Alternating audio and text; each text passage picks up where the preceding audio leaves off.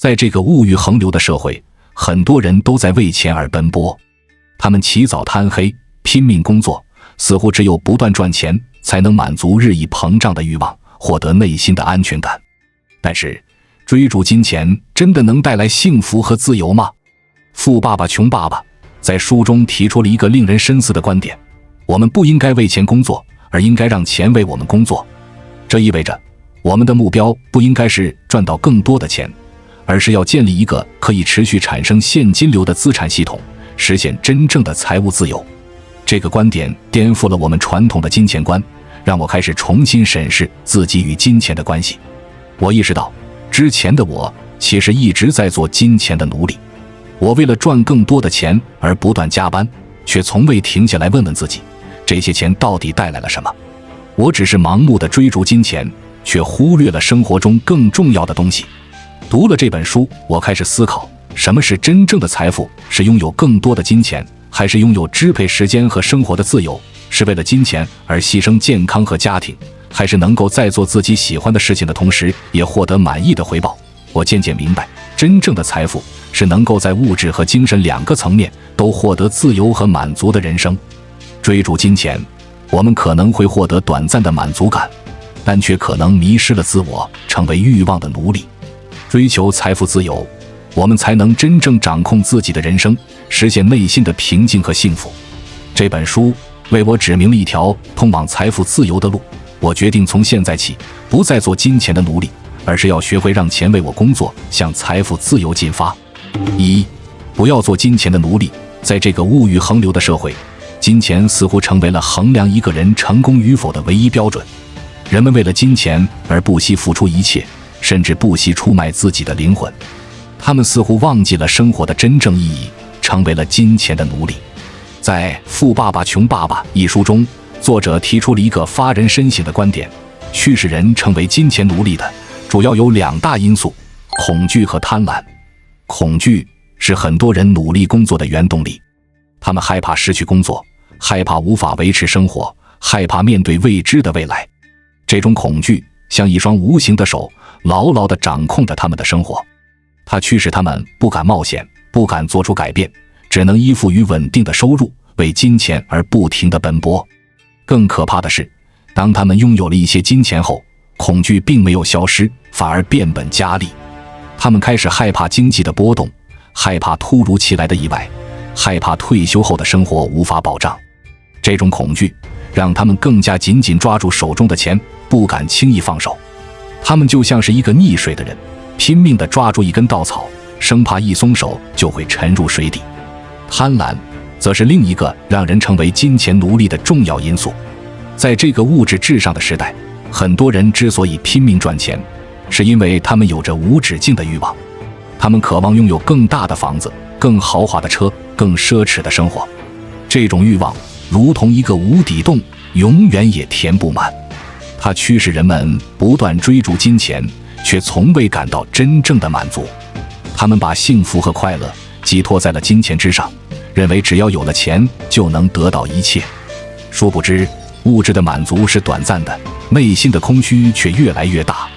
他们就像是一个在沙漠中行走的人，不断地喝水，却永远也解不了渴。他们的内心早已被贪婪的毒蛇所侵蚀，失去了原本的纯真和快乐。恐惧和贪婪是两种极其负面的情绪，它们扭曲了我们的价值观，让我们成为金钱的奴隶。在他们的操控下，我们失去了生活的主动权，变成了金钱的提线木偶。我们不停地工作，不停地赚钱，却忘记了生命的真正意义。我们为了金钱而牺牲健康，牺牲家庭，牺牲梦想，最终换来的却是一身疲惫和一颗空虚的心灵。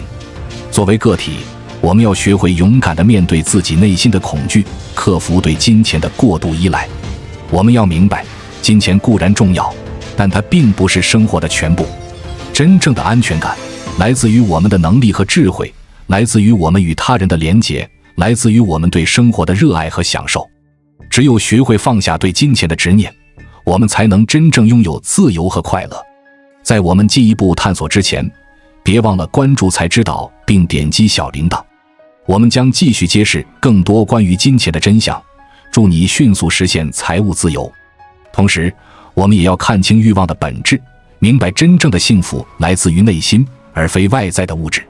我们要学会知足常乐，学会欣赏生活中的点点滴滴。一顿简单的晚餐，一次温暖的拥抱，一个真诚的微笑，这些看似平凡的事物，却蕴藏着生命的真谛。只有怀着一颗感恩的心，我们才能发现生活的美好，才能体验到真正的快乐。摆脱恐惧和贪婪的控制，我们就能从情绪的桎梏中解脱出来，重新掌控自己的人生。我们要明白，我们工作的目的不应该仅仅是为了赚钱，而是要通过工作来实现自我价值，提升自我能力。金钱只是这个过程中的一个副产品，而不是唯一的目标。这一点从书中作者自己的职业生涯就能得到印证。作者年轻时做过很多不同的工作，他当过军人，学习领导力，做过销售，学习沟通和市场营销，创过业，学习管理和应变能力。在每一份工作中，他的目标都不是赚更多的钱，而是要掌握新的技能，让自己变得更加全面和强大。正是凭借这些年积累的技能和经验，作者才能在商界闯出一片天，实现财务自由。他的经历启示我们，不要把赚钱当作工作的唯一目的。真正有价值的是在工作中不断学习和成长，是在挑战中锻炼自己的意志和品格。只有当我们的能力不断提升，财富也就自然而然会向我们招手。所以，不要做金钱的奴隶，要让工作成为我们的老师，引领我们走向更高的人生境界。我们要勇于走出舒适区，主动迎接新的挑战，哪怕一时遭遇挫折和困难，也要相信，那都是生命给我们的礼物，是让我们变得更加强大的机会。只要我们心存希望，脚踏实地，就没有什么困难是不可战胜的。让我们以一种积极的心态去拥抱生活，去享受工作，去追逐梦想。相信通过不断的学习和成长，我们终会找到属于自己的财富之路，过上自由而有尊严的生活。2. 让钱为你工作。在上一部分，我们讨论了如何避免成为金钱的奴隶，如何从恐惧和贪婪的情绪中解脱出来。那么，我们要如何实现真正的财务自由，让钱为我们工作，而不是相反呢？书中给出了一个关键词：资产。什么是资产？在很多人的观念中，房子、车子、珠宝首饰等都算是自己的资产，毕竟它们都是价值不菲的物品，拥有它们似乎就代表着一个人的财富和地位。然而，书中的富爸爸给出了一个颠覆性的新定义：真正的资产是那些能够持续为你带来收入的东西。换句话说，如果你买了一样东西，它每个月都在从你的口袋里拿走钱，那它就不是资产，而是负债。这个定义无疑给了我们一记当头棒喝。我们习惯了把房子、车子等物品视为财富的象征，却没有意识到，它们其实是在不断蚕食我们的财富。你想想，买了房子要交房贷，买了车子要付油费、保养费、保险费，这些东西不仅没有给我们带来收入，反而成了我们每个月必须要支付的固定开支。从这个角度看，它们根本不是资产，而是负债。那么，什么才是真正的资产呢？是那些能够源源不断地为我们创造收入的东西，比如股票、债券、房地产、知识产权等。这些东西就像是一台永不停歇的印钞机，不断地为我们制造财富。只有不断积累这些资产，让钱生钱，我们才能实现真正的财务自由。可悲的是，现实中很多人的做法恰恰相反，他们辛辛苦苦赚来的血汗钱，不是用来投资资产，而是用来购买越来越多的负债。他们买了大房子，买了豪车，看上去似乎很富有，实际上却是在不断掏空自己的口袋。他们每个月都要拿出大部分收入来支付这些奢侈品的账单。他们就像是在跑步机上不停地奔跑，却永远也达不到终点。他们陷入了一个怪圈，为了维持高消费的生活方式，他们必须更加拼命地工作，而越是拼命工作，他们就越想通过消费来缓解压力和疲惫。久而久之，他们就成了这种生活方式的奴隶，永无解脱之日。书中将这种状态形象地比喻为老鼠赛跑。老鼠在轮子上不停地奔跑，以为自己在向前，实际上只是在原地打转。想要跳出这个怪圈，我们就必须革新我们的思维方式，学会把钱用在刀刃上。与其把钱花在那些会贬值的消费品上，不如用来投资那些能带来持续收益的资产。唯有如此，我们的钱才能真正为我们工作，而不是相反。当然，这并不意味着我们就不能享受生活了。买自己喜欢的东西本没有错，关键是我们要学会用资产创造的钱来购买这些东西，而不是寅吃卯粮，直接挥霍自己的工资。举个例子，如果你想买一辆车，与其一次性付清透支未来，不如先把钱投资到股票或房地产中，等这些投资带来了收益，再用这些额外的钱来买车。这样你不仅不会因为买车而负债，反而还能让自己的资产随着时间的推移不断增值。你看，只是一个小小的思维转变，人生轨迹就完全不同了。这种理财哲学是实现财务自由的关键所在。我们要像对待事业一样，审慎地经营自己的每一笔钱，就像优秀的企业家那样，我们要不断寻找新的投资机会，持续优化自己的资产配置，把每一块钱都当作我们的员工，让他们更加高效地为我们工作，创造更多的价值。久而久之，我们的钱生钱能力就会越来越强，直至比工资更多，那时我们就是真正的自由之身了。需要强调的是，这绝不意味着我们可以就此止步，高枕无忧了。相反，我们要更加努力地工作，但目的不再是为了糊口，而是为了获取更多的资产。我们要在工作中磨砺技能，提升自己，创造更大的价值，吸引更多的资金。我们要孜孜不倦地学习理财知识，提高自己的财商，学会如何更好地管理和投资自己的每一笔钱。只有这样，我们才能水涨船高，真正实现财务自由。到那时，钱将成为我们的朋友，我们的合伙人，而不再是我们的主宰。让钱为你工作，而不是相反。让每一个聪明的决定都成为通往自由的垫脚石。从现在开始，请逐步改变你的金钱观，开始有意识地积累资产，让你的钱像你一样勤勤恳恳，日夜不停地工作。相信经过一段时间的努力，当有朝一日你从自己的资产中获得的被动收入已经足够覆盖日常开支时，你就是真正站在了财务自由的门槛上。到那时，还债的压力、生计的压力、未来的压力，所有这些都将成为过眼云烟，因为你的钱已经在为你努力工作了。3. 提升你的财商。在前面的部分，我们讨论了如何积累资产，实现财务自由。但如果没有正确的财商，再多的资产也可能毁于一旦。什么是财商？简单的说，就是一个人管理和增长财富的能力。这其中包括了对金钱的态度、对风险的判断、对市场的洞察等多个方面。提升财商是实现财务自由的重要一环。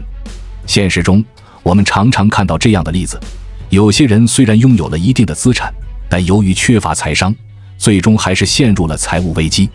他们可能盲目的跟风投资，在市场泡沫中血本无归，也可能因为过度恐惧，错失了稳赚不赔的良机，或者因为无知遭受了本可避免的重大损失。这些都是财商不足的表现。反观那些真正的富人，他们之所以能够长盛不衰，关键就在于他们拥有高度的财商。他们深谙钱生钱的道理，懂得如何让资产不断升值。他们审时度势，对市场的脉搏有着敏锐的洞察。他们严格控制风险，每一笔投资都经过缜密的分析。正是凭借着这种卓越的财商，他们才能在瞬息万变的商业世界中运筹帷幄，成就一番事业。那么，普通人该如何提升自己的财商呢？书中给出了4个关键：财务知识、投资知识、市场知识和法律知识。首先是财务知识，这是财商的基石，就像盖房子必须先打地基一样。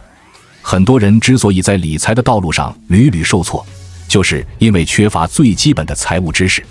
他们分不清资产和负债，不知道如何看懂财务报表，对于控制开支、制定预算更是一窍不通。这样的人，即便侥幸赚到了一些钱，也往往很快就会散尽。所以，建立财商的第一步就是要掌握扎实的财务知识。我们要学会如何记账，如何控制现金流，如何分析自己的财务状况。只有对金钱有了清晰的认识，我们才能做出正确的财务决策。其次是投资知识。众所周知，投资是让钱生钱的重要途径。巴菲特靠投资白手起家，成为当今世界首富，就是最好的例证。但投资并非儿戏，它有着巨大的风险。一旦投资失误，轻则血本无归，重则倾家荡产。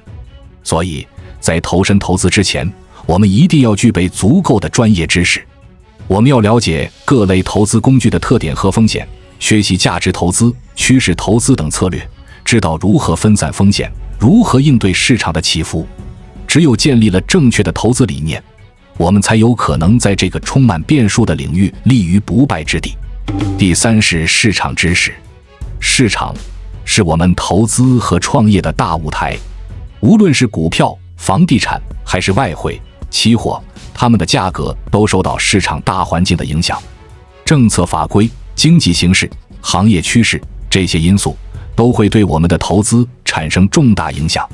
所以，我们必须时刻关注市场动向，学会分析和预判。只有对市场有了透彻的理解，我们才能在风云变幻中抓住机遇，规避风险。同时，我们还要了解消费者心理，研究大众需求。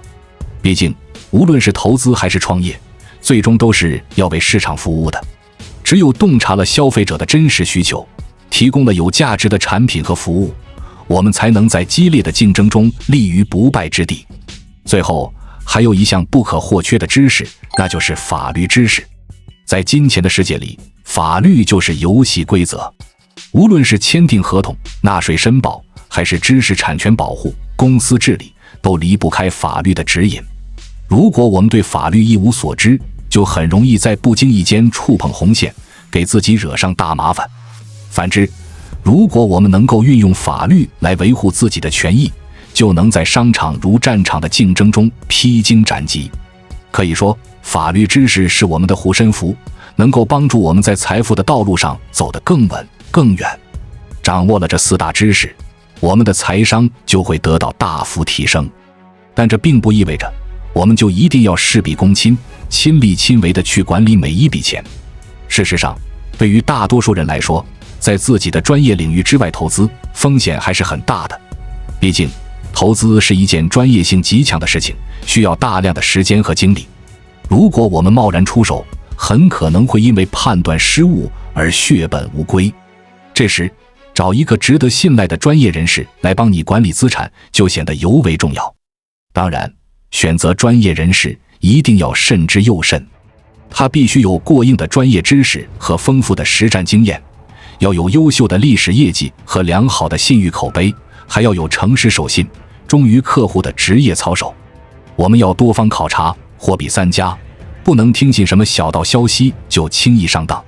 只有将自己的血汗钱交到最值得信赖的人手中，我们才能安心地去创造更多的价值，而不必时时提心吊胆。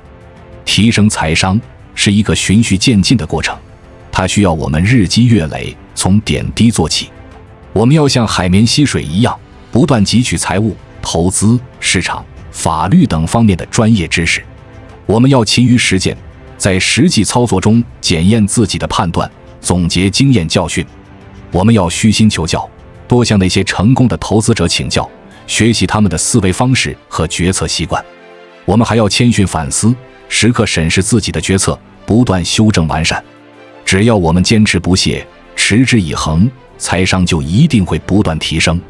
也许我们不会成为下一个巴菲特或者盖茨，但我们一定会成为更好的自己，一个懂得钱生钱道理、能够驾驭金钱的明智投资者。记住，财商的高低决定了一个人驾驭财富的能力，而这种能力恰恰是我们通向自由之路的金钥匙。通过以上的讨论，我们可以看到，实现财务自由的道路虽然并不容易，但也并非不可能。关键是我们要转变思维方式，树立正确的财富观。我们要明白，追逐金钱本身并不是目的，金钱只是一种工具，用来创造更美好的生活。我们不应该为了金钱而牺牲健康、家庭和梦想，而应该让金钱成为我们实现梦想的助力。我们要学会不为金钱所困，不做金钱的奴隶。恐惧和贪婪是阻碍我们通向财富自由的两大绊脚石。我们要学会面对恐惧，控制欲望，以平和的心态看待金钱。只有不被金钱所控制，我们才能真正驾驭金钱。我们要明白，赚钱并不是人生的全部。工作的真正目的是让自己不断成长，不断创造价值。我们要像作者一样，勇于走出舒适区，不断学习新的技能，这样才能在变幻莫测的经济环境中立于不败之地。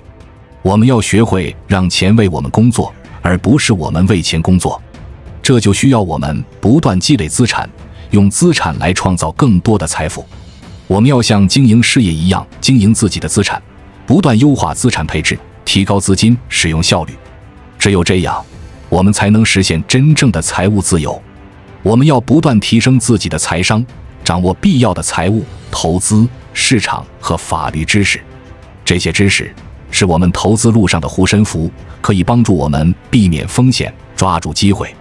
同时，我们也要学会借助专业人士的力量，让专业的人做专业的事，这样才能事半功倍。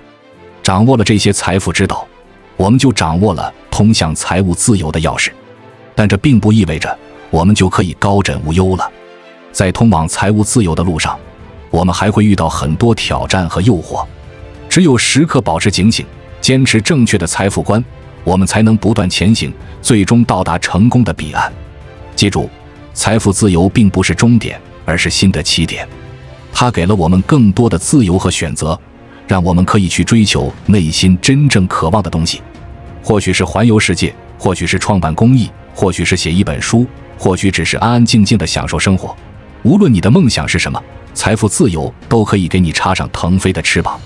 所以，从现在开始，转变你的财富观吧，不要再为金钱所困，不要再做金钱的奴隶。学会让钱为你工作，学会不断提升自己的财商。相信只要你坚持不懈，财富自由终会向你招手。到那时，你就可以真正拥有自己的人生，去成就那个理想中的自己。让我们一起踏上通向财富自由的旅程吧。在这条路上，愿你不仅收获了财富，也收获了智慧、勇气和自由。财富自由，从改变思维开始。关注我，我是财指导，带你解锁更多金钱的真相。